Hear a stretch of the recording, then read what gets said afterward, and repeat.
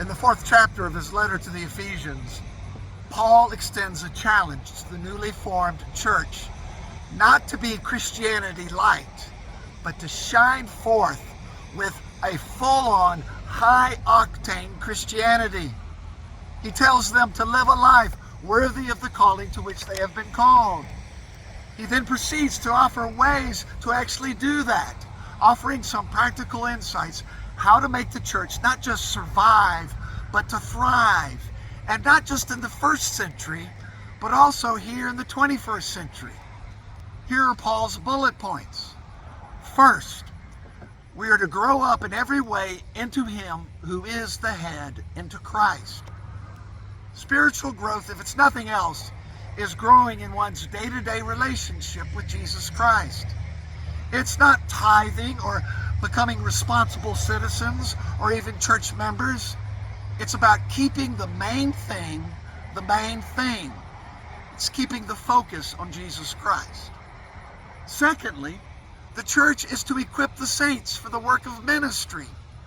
In other words, church people are called not to save the world, but very simply to do the good that is theirs to do.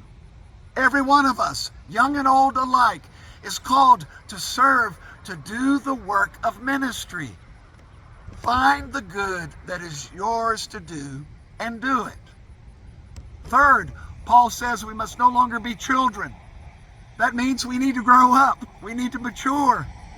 Our church is here to equip folks with a faith that is tough enough to stay afloat even in the midst of the worst storms that life can bring.